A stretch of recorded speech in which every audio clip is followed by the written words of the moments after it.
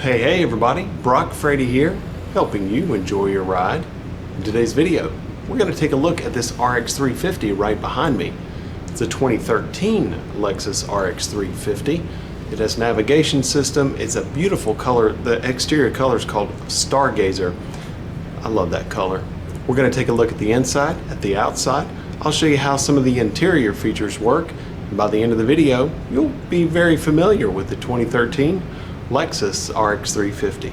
Let's jump right in. The fog lights that are integrated into the bumper with that little silver ring there surrounding them, that's really nice. You have LED daytime running lights with high intensity discharge headlights. The tires on this one are P235/55R19. The front brakes are ventilated disc. They are 12.9 inches. The rear brakes are 12.2 inches. The windshield is acoustic glass, which means there's an acoustic laminate that runs in between two pieces of glass, and that is used for noise reduction. It also has anti-chipping paint that's applied to the rocker panels to reduce the likelihood of the paint chipping. A rear privacy glass, you can see where the rear glass there is tinted. It is much darker than the glass on the front. And you also have LED brake lights as well. LEDs light up faster than a halogen bulb, and they also last much longer. And of course, they're brighter as well. The side mirrors have turn signals that are integrated right into the mirror itself. You can see there on the outer edge, and that is a little LED bulb that is integrated right there. Water repellent front door glass, that glass right there, and also the glass on the passenger side is water repellent, so when it rains the water will bead up. The fuel economy that you're going to get with this one is in particular is front wheel drive. That's going to be 18 city, 25 highway, average of 21 miles per gallon. The ground clearance is 7.3 inches. It also has a maximum tow capacity of 3,500 pounds and a fuel tank capacity of 19.2 gallons, and this does operate on regular 87 octane gas. Under the hood, you've got a 2 GRFE V6 with aluminum block and heads, dual overhead cam 24 valve with dual variable valve timing with intelligence. It is a 3.5 liter with 270 horsepower, and that produces 248 pound-foot of torque at 4,700 RPM. All that's connected to a 6-speed multi-mode automatic transmission that is electronically controlled with intelligence. Windshield washer fluid is right there. Your oil fill is right there behind the engine designation number, and that is 0W20, so you change the oil every 10,000 miles. You do want to rotate those tires every 5,000 miles. Under this panel is your battery. Of course, back there is going to be the brake fluid, and you also have relay and fuses under this panel, and engine coolant fill right there under that little panel. Nice and covered up. That's also all those covers are going to be mainly for sound dampening. Now, some of the convenience features are the auto on-off headlights, heated outside mirrors, power back door, rear intermittent wiper, and that's actually pretty neat when you think about it. The rear wiper is actually intermittent, so that you don't have to constantly cut it off and on if it is raining. It has the smart access keyless system. Let's take a look at that. This is what the smart key system looks like. This is the key fob that you're going to carry on your person the whole time. As you can see, it has lock at the top, unlock below that, power rear door, and then the panic alarm. You also have a little tab right here in the very corner of it that allows you to pull a physical key out. In the event that the battery dies, you'll use this to get into the RX. At that point, you can still start the vehicle as long as you put this up by the start button. There's still enough juice in there to start it. You will then have to have the battery in this replaced. That's actually pretty easy to do. By the way, you can also use this to lock your glove box in the event that you go to a hotel that has a valet, and then you can take this part with you, give this to the valet driver, and your personal items will be locked safely in the glove box. Let's take a look at the rear. As you can see, you actually have a lot of storage area. That back seat is leaned back pretty far too, so to point that out, the rear seats actually recline back pretty far. They also slide and they fold completely flat. The back seat is a 40-20-40 configuration. 40%, 20%, 40%. and that allows it to use this middle portion, the 20% portion, to fold independently of the two ends in the event that you need to carry something long and still have two rear passengers. Isn't that pretty neat? But then if you wanted to fold the back seats from the rear, you pull that, and of course it gets stuck on that seat because I'm trying to make a video and make it work properly. You can pull that, and there you go. So that's how you fold the rear seats. There's also interior lighting for the back, and I recommend leaving these lights on all the time. When you come out to the vehicle, if it's nighttime and you need to see in the back, those lights will cut on automatically, and they also go out when the door closes, so there's really no need to ever cut them off. And then you also see something on the rear bumper. There's little dots, and there's 4 on the back, and that's called park assist, and that's what beeps at parking lot speeds in the event that you get too close to something. You can see that there is a little dimple right there on the top of the door handle. As long as you have this on your person, you can use it completely. Now I want to get into the vehicle. All I do is approach it, grab the handle, and pull. Okay, then I'm finished using it, so I hop out, I press the dimple, and the door's locked. It's really, really easy. You can see a handle right there, and there's a bar underneath the front of the seat that you can't see, but I'm going to show you how those work.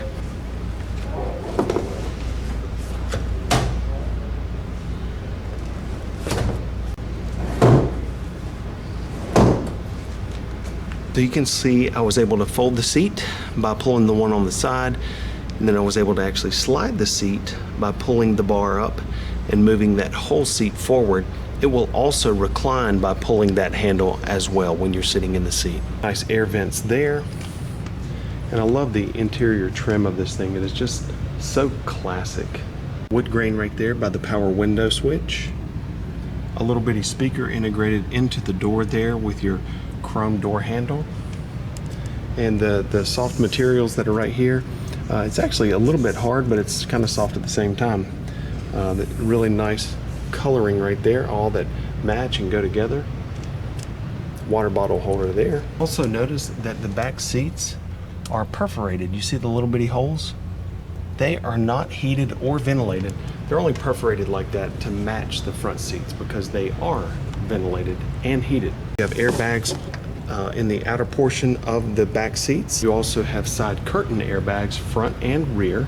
And speaking of airbags, you have driver's side knee airbag, passenger side knee airbag, one in the dash, one in the steering wheel, side curtain like I mentioned, and also on the outer portions of all 4 outer seats. All of your power settings for the front passenger seat with lumbar on the passenger side. All of your different settings for the driver's side door. The auto button right there causes the mirrors to fold automatically in and out when the doors lock and unlock. That's how you manually fold the outer mirrors if you wish. Controls to move the mirrors in their position. Lock and unlock.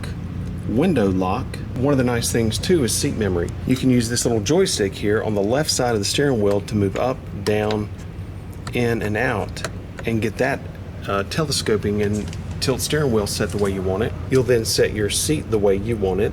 Then you'll set your mirrors, and then press set, and then 1, and that is going to memorize the seat position. I love the stitching right there. You see how lovely that stitching is? Little puddle light underneath that pocket. 2 speakers inside, actually 3 speakers inside that door. 1, 2, 3. The climate system is here. Really, really easy. Driver side temp, passenger side temperature control with all of your functions for your climate system. Fan speed, manually adjust. Auto, so when you press auto, you just set the temperature and the car does the rest of maintaining that temperature. Cutting the whole system off here. Front defrost, rear defrost, and also side mirrors because the mirrors are heated. This controls the fan direction. And then this controls recirculate or fresh air. Radio, the way to think of radio and media, radio is AM, FM, and satellite, and media is everything else. So this is our radio screen right now, and the radio is off. I just cut it on. And so right now you can see right here it says set 3 of 6. I'm going to use the remote controller down in the console and press up and go to 1 of 6. It says 6 because there are 6 different pages of 6 different presets for a total of 36.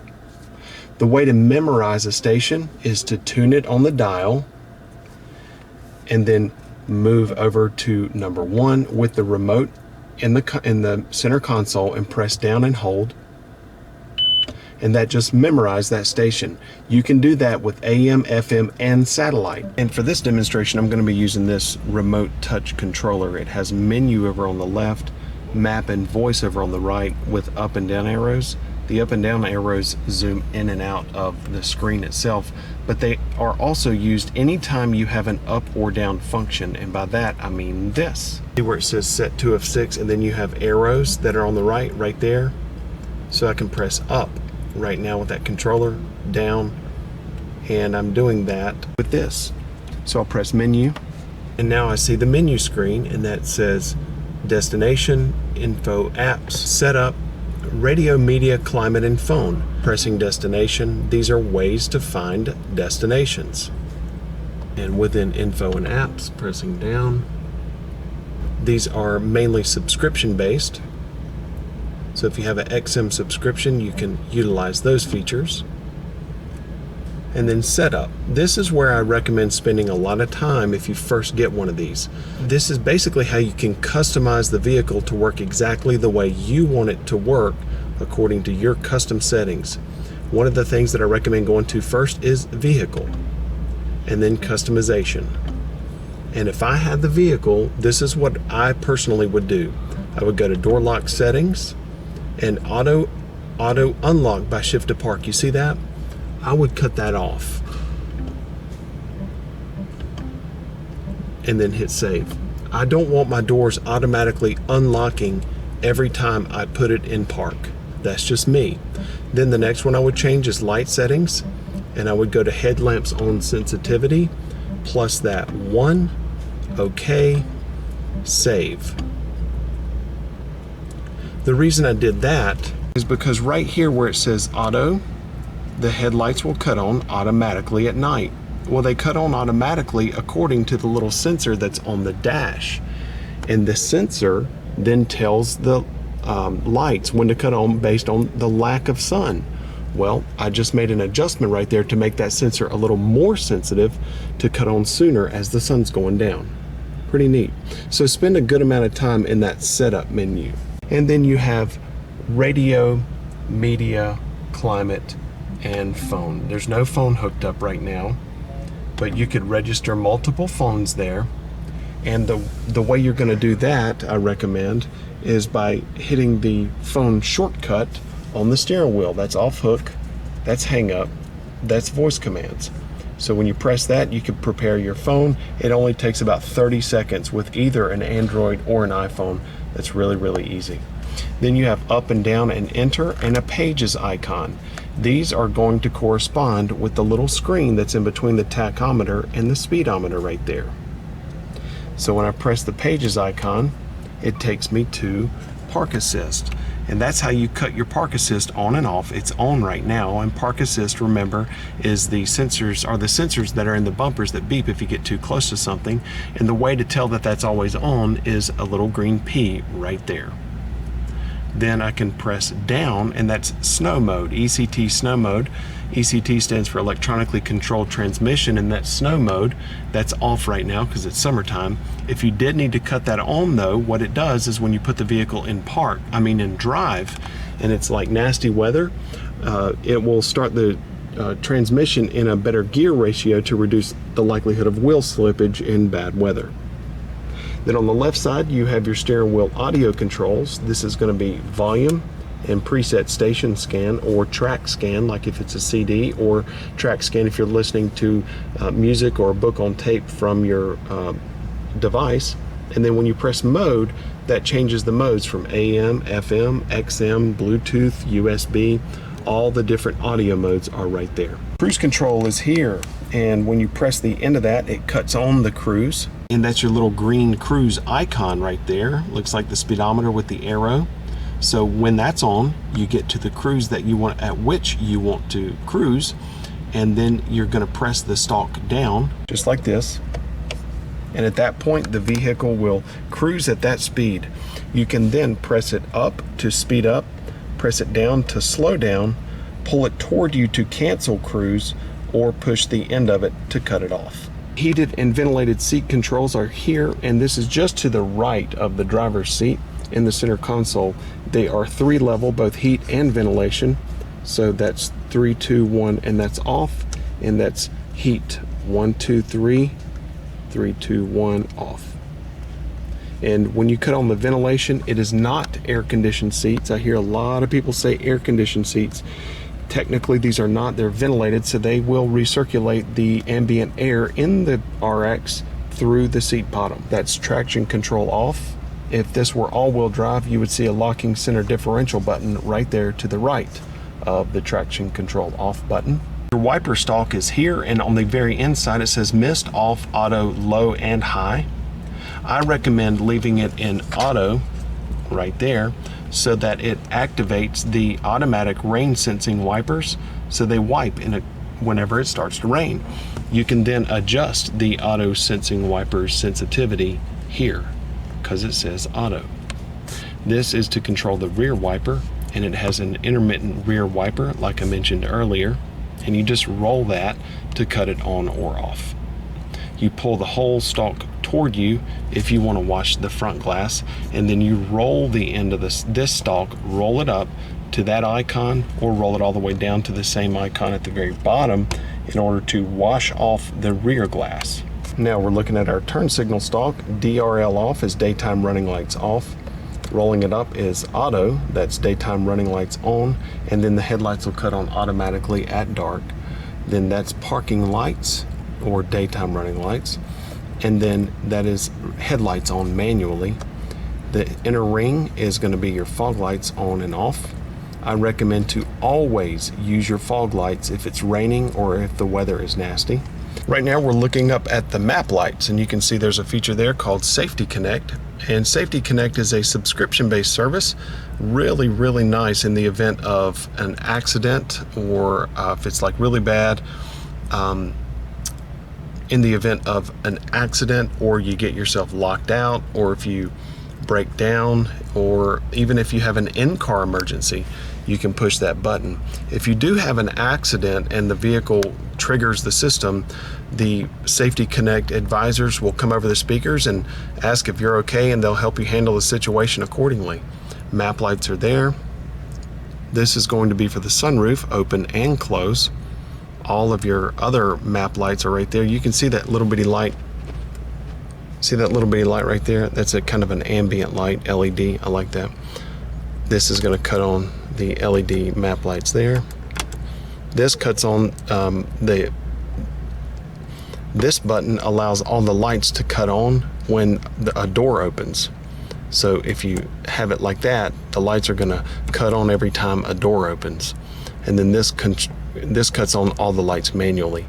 Where it says up and down, that will tilt the back of the sunroof up and down to give you just ventilation.